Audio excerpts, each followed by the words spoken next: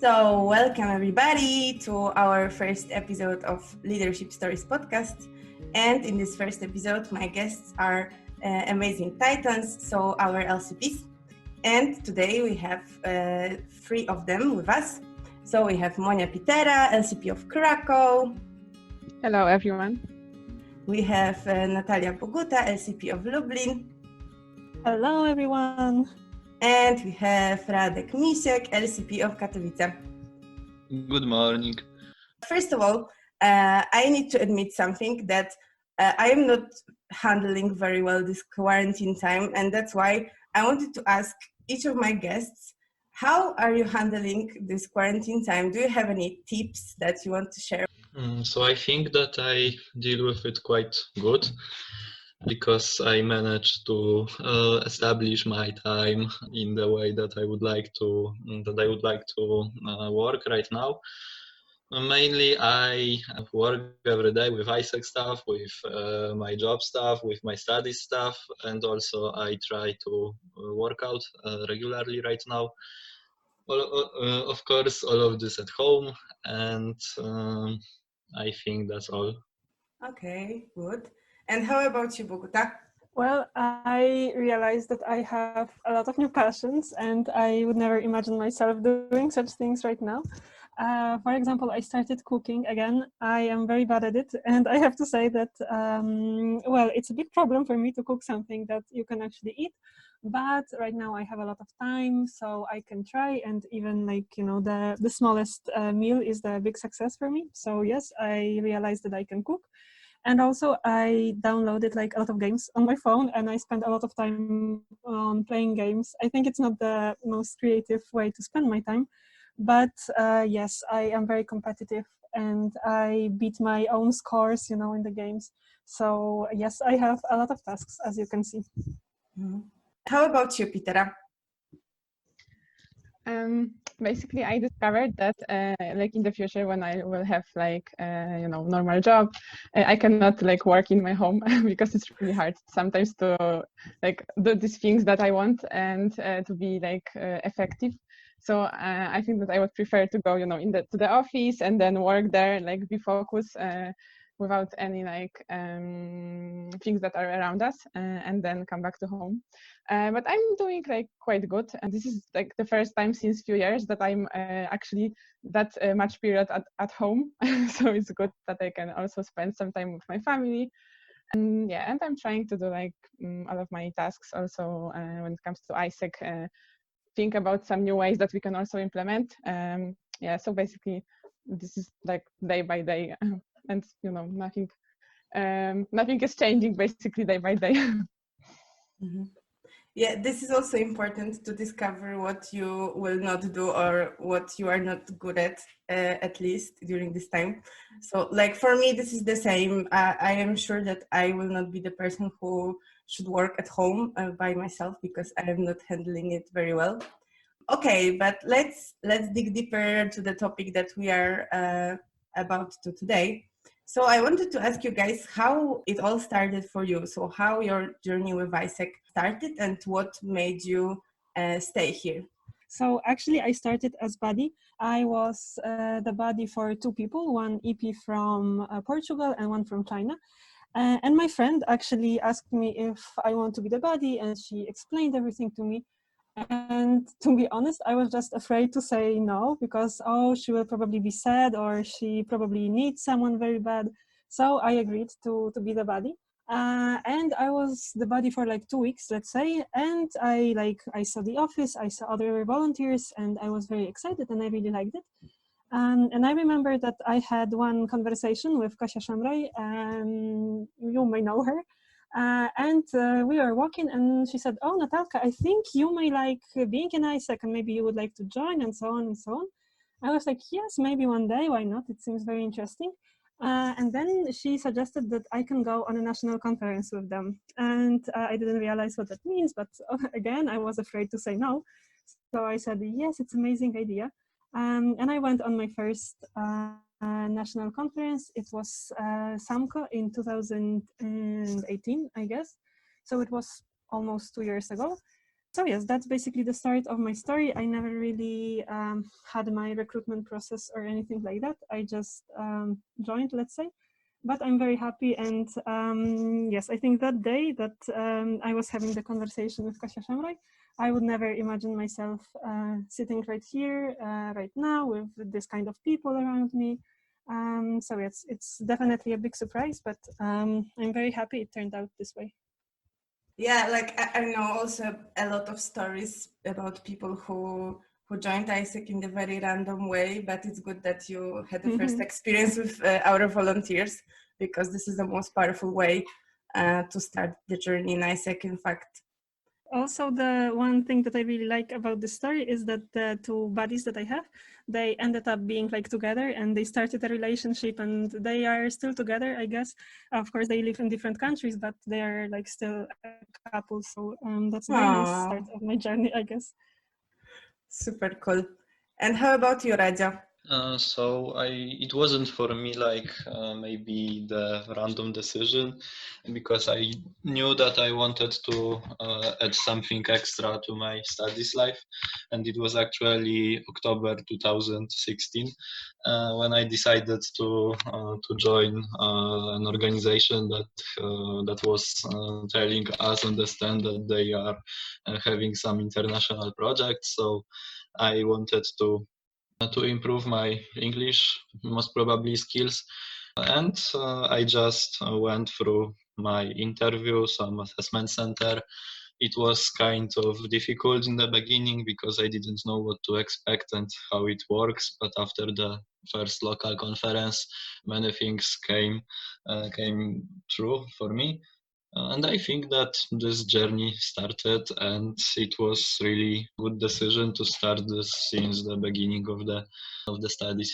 It's very interesting because I also had the decision about joining in a very thoughtful way, because I had my EPs back in my high school. So I already know about the organization, and I wanted to do more and also to develop my skills, as you said. Okay, how about you, Pitera? Yeah, like basically, when I was like studying, I joined AIESEC over 3 years ago, and it was in the middle of my second year of studies. So during the first year, I was like just studying, and then I was thinking that maybe I can do something more and I can join some organization, because I was just like sitting in my flat and studying and like learning, and then like, going out somewhere with friends, and that was like anything else. So then I had a few friends in AIESEC from my studies also, and also my sister was in AIESEC like previously. So I just like saw how they are working, and it was February 2017, and I knew that there is a recruitment. Yeah, so I was talking with my friends from my group, and she told me that I can try. And maybe I will like it. So I remember that I applied like in the last days of recruitment, and I was like so stressed when I had all these review boards and like tasks to do. But finally, I got the decision that I'm accepted. So I came to my first LCC. And basically that's how it was. I was like really shy person, and I like didn't like this like contact with new people. And I was in OGV, and I had to call people to like explain them about our projects, and then to send them abroad. And I remember that I don't know if I had even like one approval. I was like so stressed when I was calling people.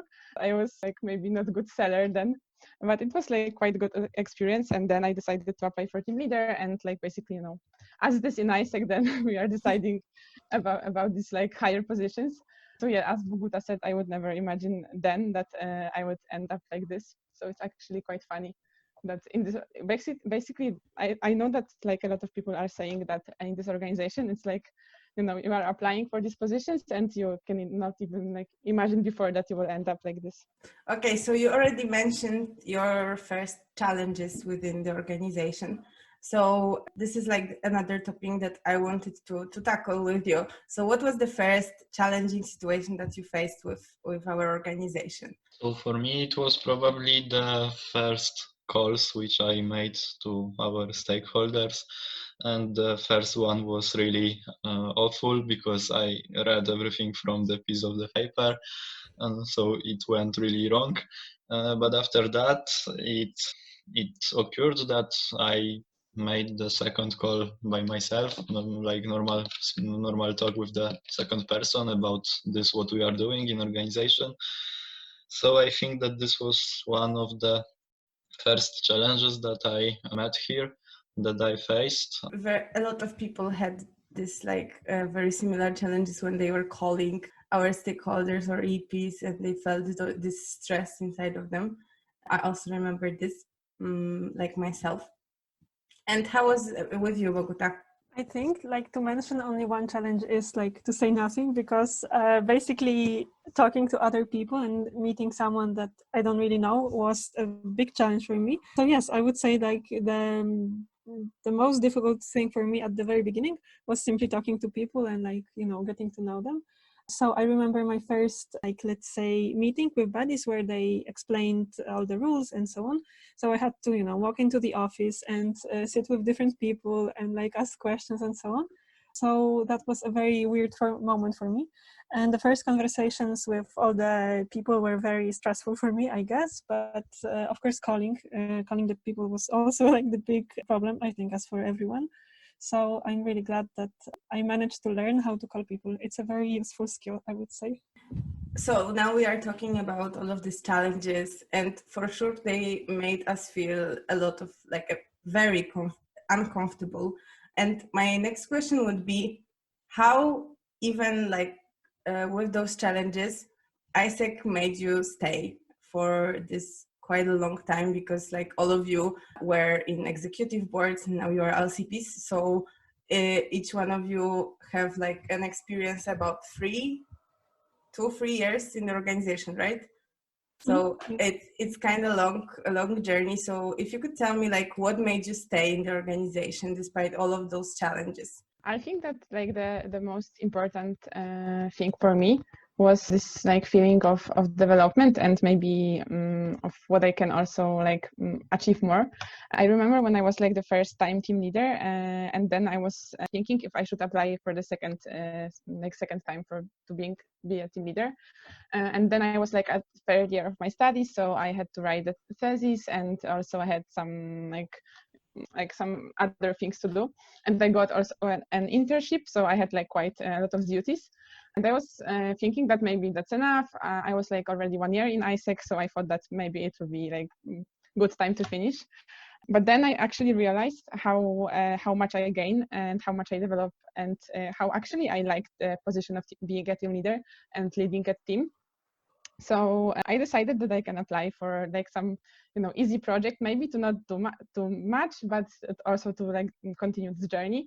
And I applied for AIESEC university workshops. So basically I was one of the 3 girls that we were responsible for doing these workshops. So it was not easy project, but we had realization during summer, so I could somehow deal with studies and with all of these things that I had to do. Yeah, so after this I had I went and started my master's degree. So then I decided that I will for sure finish my journey, because I had to focus on my professional career. Then it was just another decisions were also this way, that I wanted to finish, but then I saw how much I developed, how much I changed, and also what can I develop more. And yeah, so basically it was this process of making a decisions. Cool. For me it was very similar, because when I was a team leader, I also had my project during summer, because I was doing career days that time. So it was also a good period of time to not have all of the responsibilities in the same time. And then AIESEC got me 100%. So this is when you get this step forward, it makes you stay very easily, as you also said. How it was with you, Radek? So when it comes to me, I think that this was always the feeling that you actually made something new in your life, and you actually developed something in yourself. Also, it was connected that in each area was different, each project was different, and you had the chance to learn how to cooperate with different people. It was always challenging somehow, and I think that each project gave me the chance to improve some of the leadership development qualities. But also personally, I think that this was something connected with the people that always were believing in me, pushing me to go higher, to do something more. And when, for example, I had some doubts about what to do next, if I should quit or finish or whatever, I was always receiving some kind of support, and I was also feeling more connected with people, which made me stay for longer. Yes, so people are also very important argument for all of us, a reason to stay here, because AIESEC is a bunch of really cool people in the end of the day. So for those who are listening, guys, it may happen that you will have a lot of amazing friendships within the organization. So we really recommend it. And how it was with you, Boguta? Well, I think it will not be a surprise for you after the story that I gave you at the beginning.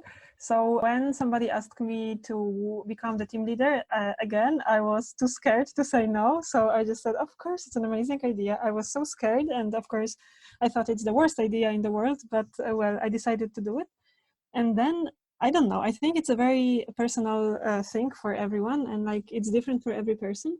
I think like it was never an option, let's say, to not do anything more.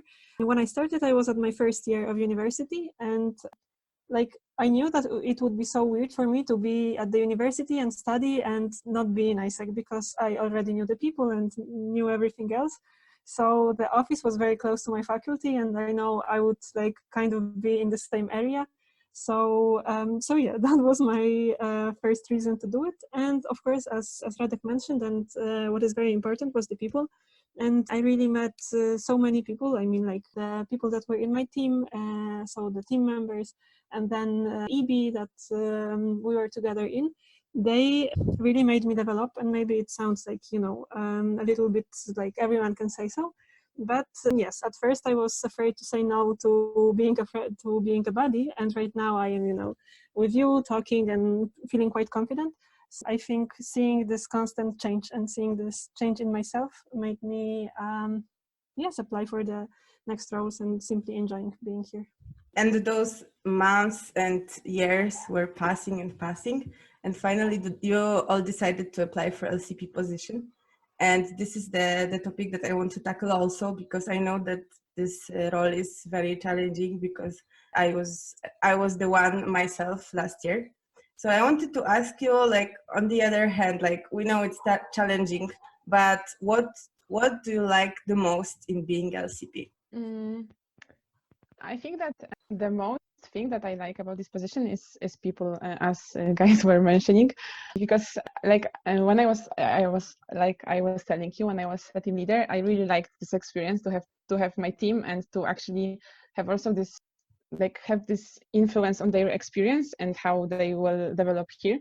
So when I was in EB, I was VP Finance, so I didn't have like much contact with people, and I didn't have my structure and, like, you know, my team members, my team leaders. And so when it was about to make this decision if I should apply for LCP, I was thinking that it will be like really cool opportunity to actually have again this team and to have this opportunity to influence people's lives. Yeah, so that this is the main thing that I like, that I have my EB and I have this influence, how we will cooperate, what we will do, and what maybe other ideas we can implement, and how they will also develop. And also, like, I'm quite like responsible person, I would say. So I really like this like feeling of responsibility for something, that I have also, like, I can change something through my ideas and through things that we will do together. Yeah, so I think that also this feeling of actually having this like power to change something and to influence people's life is the thing that I like the most. Yeah, like responsibility is for sure a very big thing, but very often we tend to feel that this is a bad thing. But for me, it was also something that was motivating me a lot during my LCP experience. And how it was for you, Boguta?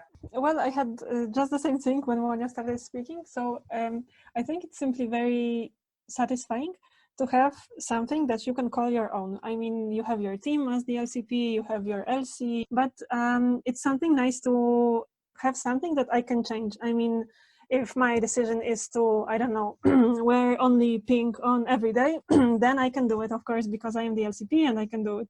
And of course, it was a very stupid example, but together with people, it's very nice to have something that is your own, that only you can decide what is happening there. So this feeling of responsibility, I think when you are in the university or simply when you are a young person, it's kind of hard to get it. I guess you don't have a lot of places where you can create something at your own. So I think this freedom of deciding, let's say, it's a very satisfying feeling. Yeah, that's for sure. So guys, if you want to feel power within yourself, you can maybe one day try this position. We really recommend it. And how it is for you, Radek? What do you like the most about being LCP? So I think that there are a lot of factors even now, because it's also connected with the feeling that you are the CEO for the organization, you are the culture shaper, you represent organization externally, you are the leader for the people, but also many random things like having your own hoodie, like dancing your LCP roll call or some conference stuff. So I think that there are really lot of things which really surprised me how this role can actually influence my life right now, but also it's connected with the with leading the committee with your own vision, leading people with your vision, and cooperating with everyone. So and also I explored that after Expro, after maybe not after, but during the situation which is right now, you can really, from day by day, you can discover something new also, and you can actually shape this experience in the way you want, and you know that is the most valuable. You mentioned this challenging time that we are now having, and which for sure is influencing your work as LCP and our organization as a whole. So I wanted to ask you also about that. Like, what is the thing that, like, despite of the situation, keeps you motivated? So, like, keeps you going and make sure that it still makes sense to do AIESEC in those uncertain times. I think it's a very difficult question because, yes, it's very hard to find motivation in those times when we are trying to implement so many new things and we are looking so hard for the solutions, and sometimes simply those solutions are not good enough, or maybe they need some improvement. So sometimes it is very difficult to find this motivation and to keep trying and so on. But on the other hand, the answer to this question is very simple, and simply the organization is some kind of motivation. I don't know if everyone feels the same, at least it is for me, that I feel this, let's say, bigger picture of the organization. I mean, I had the one-to-one with one of my VPs, and she said, like, you know, AIESEC was founded when it was very difficult and when the times were difficult. So why would it be different now? Like, why wouldn't we be so confident about ourselves now? So I agree with that. And all in all, we are very needed right now. We all need this this piece, simply what we are striving for. So I think this is the answer for this question. Like, if you simply feel that this organization is relevant, that's all you need, because yes, you can find every solution if you simply believe in it, I guess. Yeah, because like as we can experience in our organization, like we are developing a lot, and very often in this rush we are forgetting, like when AIESEC started, in fact. So that it started after Second World War, when times were totally uncertain, and Yes. when this thought about doing exchanges was so crazy that everybody was not believing in those bunch of students who started it. Yeah, so like for sure, this is the time for us to come back to the roots, as you said. Okay, and how is it for you, Monia? Yes, I would totally agree with you on what you said, that we can now realize actually how our organization is relevant and how it was at the beginning, like when it all began. But I would also add that what keeps me motivated is for sure people and also my EB, because like I just feel this responsibility for my LC, and I really want to continue like this legacy that we have. And I cannot imagine that now like people would resign or would just like, because we cannot do exchanges, so they would think that like our organization is not relevant. So I just feel this this feeling of ownership and of responsibility for my LC, and I just want to make this experience for people like even better, and to also think about some improvements that we can do, and so they will see also that they are developing, even if we cannot do our like basics operational tasks, let's say. So yeah, so for sure this is like, these are the people that are motivating me. And when I like somehow someday I have like that I lose motivation, so then I think that I will have this EBM or I will have LCM and I will have this meeting with people, and it's just like, this is like one moment that my motivation is coming back. So yeah, so definitely that would be people. Yeah, for sure. Like also those small moments are really important ones, because like for us AIESECers, very active people who like to meet with each other, it's very important to keep interactions with people, to like stay with this energy level that we have inside of us. And how is it for you, Radek? So I think that I will agree with girls, because despite the fact that actually it all started 17 years ago and, for example, 40 years ago in my LC, so it means that it's a really long tradition. And right now, even if we have this crisis, this the biggest actually challenge since the beginning, I think it's really difficult to lead the organization right now. But I think that even if it's changing in our eyes and we have to adapt to many things, one thing is always the same, and this is leadership that can be always developed and shaped in every young person, no matter what. So I think that this is also the way we have to continue, and why we need to continue, because we also put many efforts when we applied for LCP position to build EB, to actually implement many things in our LCs, and we cannot just stop because we are not able to function and to lead our LCs in normal way. So I think that there are many things, but this is for me one of the most important. Yes, as you mentioned already, the most important thing for us should always be the leadership that we are developing.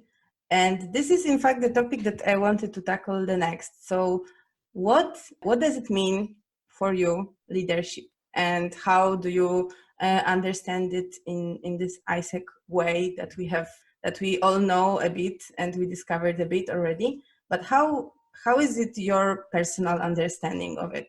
For me, leadership is like, in short words, let's say, this is this braveness that we can find in ourselves, and that we actually feel more confident. We when we are leaders, then we are not afraid of challenges, and we actually are not afraid of making decisions and thinking what would be good for us, and also what would be good for the society that we have around us. So basically, leadership is this kind of feeling that we are not afraid to do something and to be brave, to make that decision, and to actually have impact on what is going on and what is around us.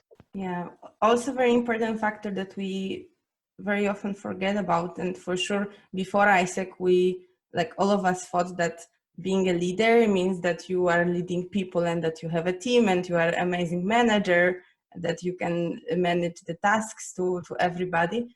But in fact, it starts within yourself, and as you said, within those braveness that you have to take a step and to make solutions to the problems that we have.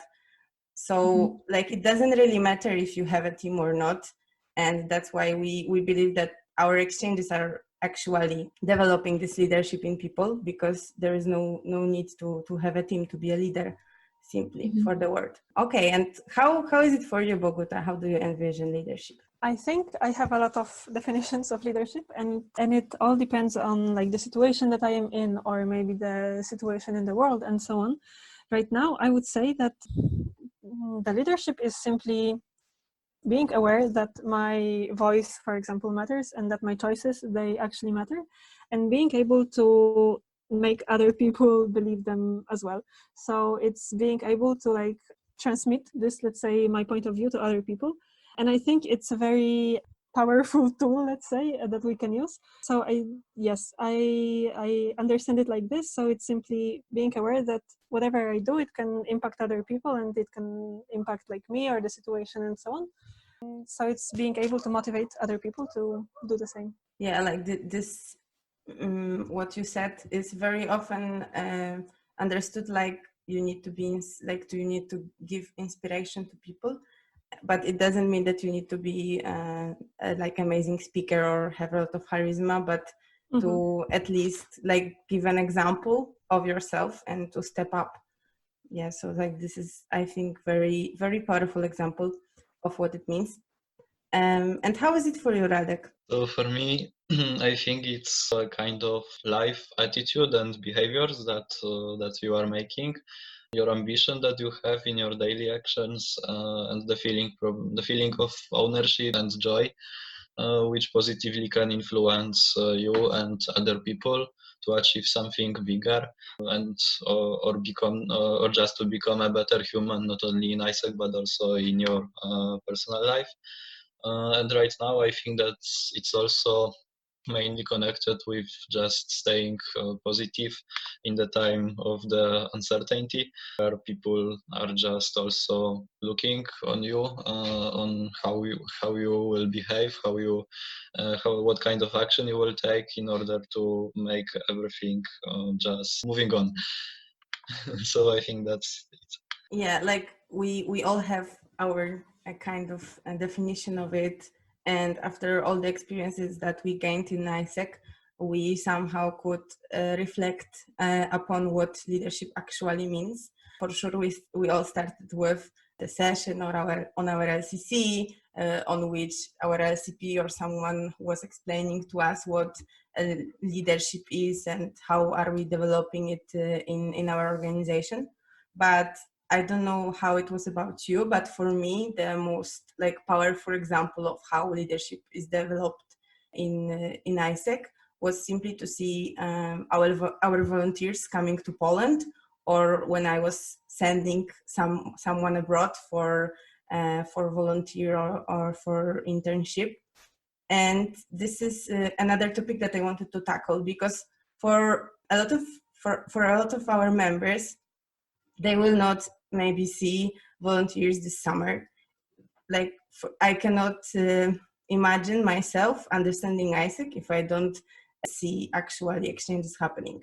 So that's why I wanted to bring back all of those memories that we have about those powerful stories about volunteers that came here and who actually developed all of the skills that you were talking about.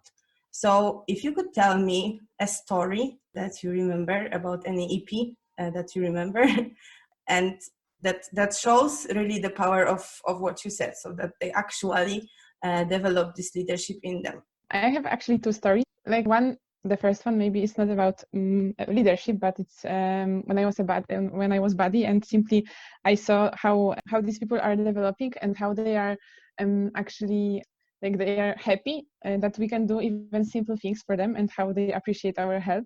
And even when I took my buddy to Wawel Castle, or like we did like simple walk in the main town, and I saw that this is like these small actions are really like valuable for them. But yeah, when it comes to leadership, I remember when I was like the second time team leader, when I was organizing this AIESEC University workshops. So during the whole realization, we were like handling with we were helping them, and we were for them when they need any help, our lectors. And I saw when they were like leading these workshops, and when they start at the beginning, and then after the 6 weeks, how they actually like their attitude also changed, and how they were like leading these groups of students, how they were also like at the beginning they have had some problems even with some accommodation or with some simple things that they didn't like, and then they actually changed, and even they become a family, as like the whole like every lectors that were together, like learning students. So they were really close to each other. They became family, and they were actually we could see that their attitude has changed. So that would be this memory that I have after this project. And I was really tired after this project because it was like 6 weeks of realization when we were needed like every day to do something.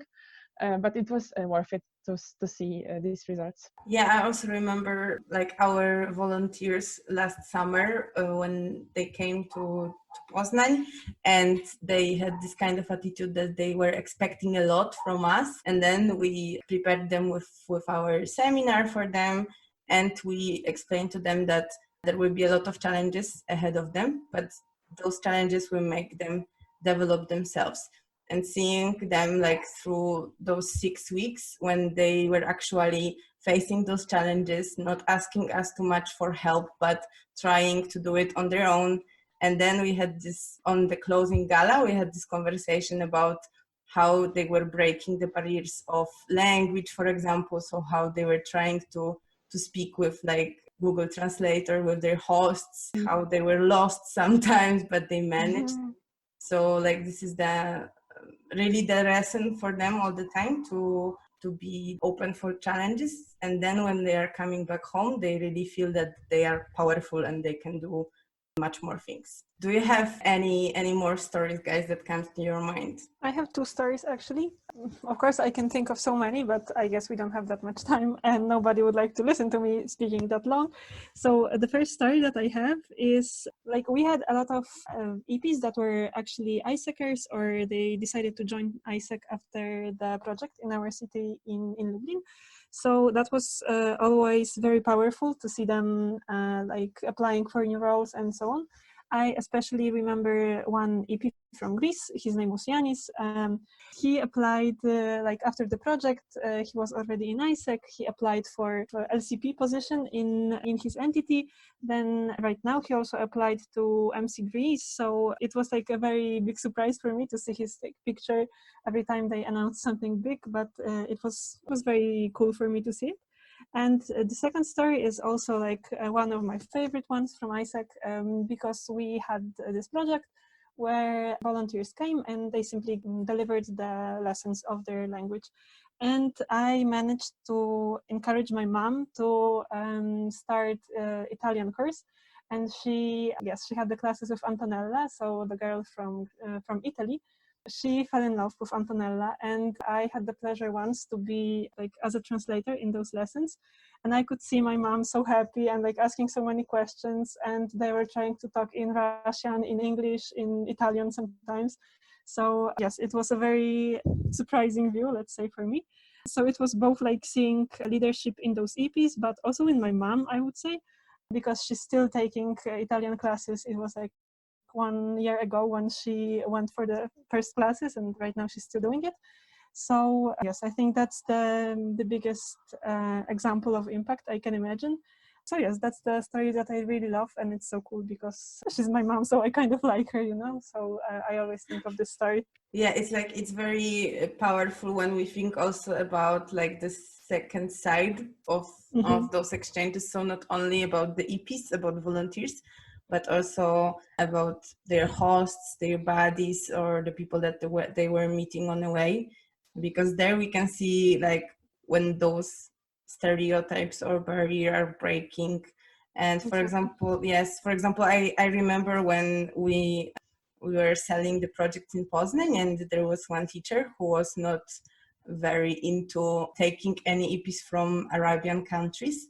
And she even emphasized a lot that she doesn't want anyone from Arabic countries because they are terrorists and so on and so forth. But then our members had a lot of conversations with her, and they didn't give up and they made her agree for taking person from Arabian country. I don't remember the country exactly. But after those 6 weeks, she called us and she apologized that she was so, full of stereotypes, and that she feels ashamed that she thought that the person from Arabic countries could be, worse than the European one or someone. And and she wanted to take part in our projects once again. So she was really into. Yeah, this is really, really powerful for me, this memory always. And how is it with you, Radek? Do you have any cool stories? Yes, I think so. Even if I met around hundreds of EPs here, I think that one and everyone had its own story. I think that there was one person that I could really see a big change after the project, and it was actually IGV project in 2018 when I was team leader. We were organizing the project for schools. And actually, we didn't have a lot of EPs applying for our project this time. So we had a lot of struggles with matching. And one of the people was Sam from Turkey, who was this time 18 years old, I think. And he applied for our project. He had his interview, but we were not sure about him. So after that, he was asked for recording a short video about himself and about his English. And this was really not a good video because he was just reading something like a robot, and we were really wondering if we should accept him for our project or not.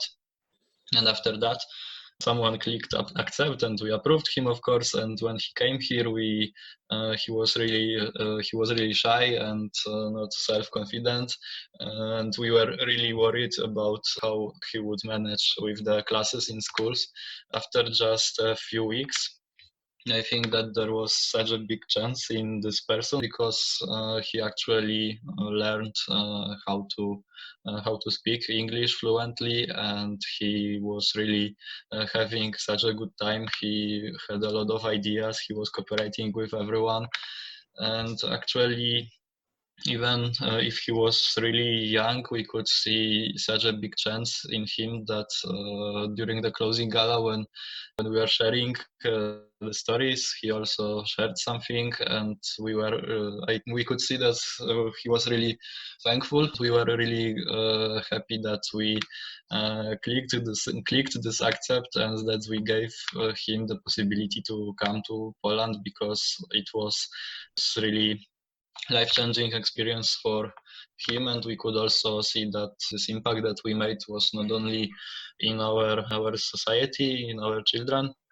but also in our EPs. So after he came back, he joined AIESEC in Turkey, and after 1 year, he told us that he's moving to Poland because he is starting studies at UW in Warsaw.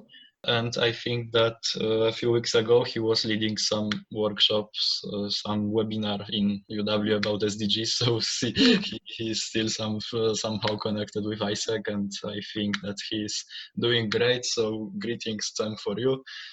And I think that this was the biggest story that I could share. This is also this power that we were talking about to influence someone's life, that whether you click the accept or not, on this depends the story, if it happens or not.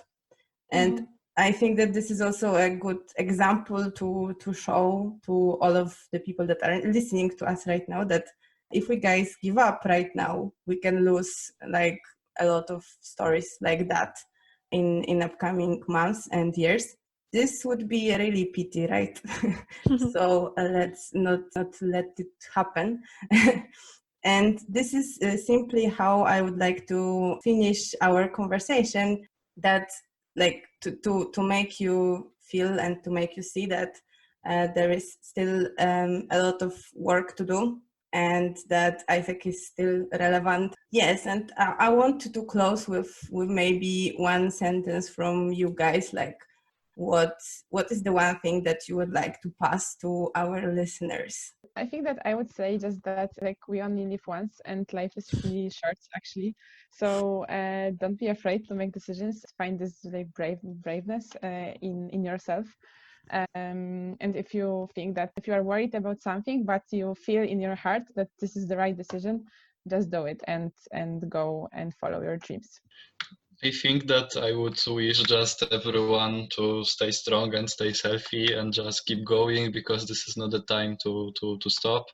And I also hope to see as much of our listeners on the next national conference, which I hope that will be physical in summer or in autumn. So just see you soon. I think I will just repeat the thing that you, Aga, said, that there's still a lot of things to do. So maybe we shouldn't give up so easily. And remember to wash your hands and stay safe and healthy. That's my message for everyone. Yeah, this is really important. Yeah, and simply with that, we would like to greet you all, and we hope that it was nice to listen to us. And if you have any comments, inputs, or anyone that you would like to hear here as our guests, let us know in comments, and let us know with reactions how you like the content, and hear you next week. Bye bye. Thanks so much. Bye. Thank you. Bye.